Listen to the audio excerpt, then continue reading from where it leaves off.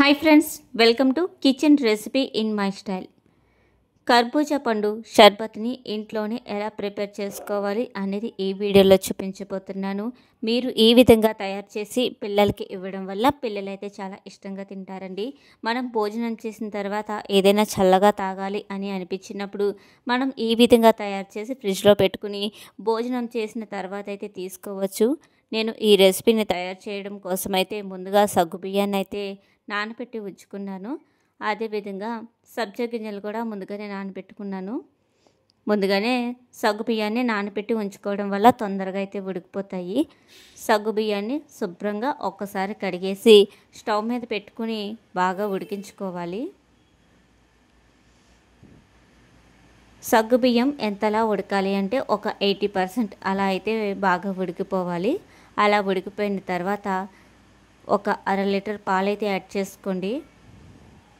ఒకవేళ మీరు పచ్చి పాలను వేస్తున్నట్లయితే కాసేపు బాగా కాగనివ్వాలి పాలని. ఒకవేళ మీరు కాచిన పాలను వేస్తున్నట్టయితే ఎక్కువసేపు మరిగించాల్సిన అవసరం అయితే ఉండదు.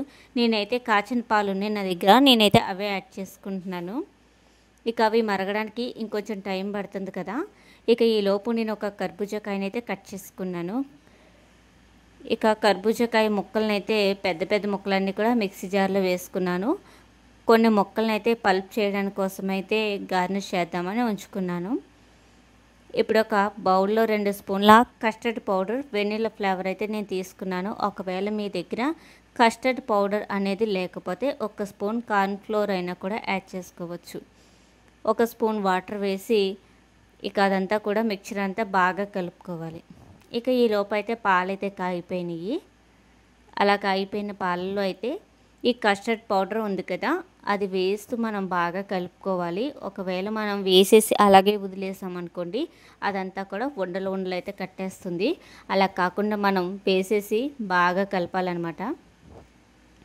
ఎంతలాగంటే ఆ టెక్స్చర్ అనేది కొంచెం బాగా చిక్కబడాలి. ఆ చిక్కబడేంత వరకు కూడా మనం బాగా కలుపుకోవాలి. బాగా థిక్ టెక్స్చర్ వచ్చింది అనేటప్పటికైతే మనం ఒక 2 స్పూన్లు పంచదార యాడ్ చేసుకుంటే సరిపోతుంది. ఒకవేళ మీరు తీపి ఎక్కువగా తినేవారైతే ఇంకాస్త పంచదార అయితే యాడ్ చేసుకోండి. చూస్తున్నారు కదా, ఈ టెక్స్చర్ రావాలన్నమాట. ఈ పాలన్నీ కూడా బాగా చల్లారిపోవాలండి. అలా చల్లారిపోయిన తర్వాత మనం కర్బూజా జ్యూస్ చేసుకున్నాం కదా, ఆ జ్యూస్ని అయితే ఇందులో యాడ్ చేసుకోవాలి. సబ్జా గింజలు కూడా నానబెట్టి ఉంచుకున్నాం కదా, అవి కూడా వేసుకుని బాగా కలుపుకోవాలన్నమాట. ఇంకా అలా కలిపేసుకుని ఒక గంట అయితే ఫ్రిడ్జ్లో పెట్టుకోండి.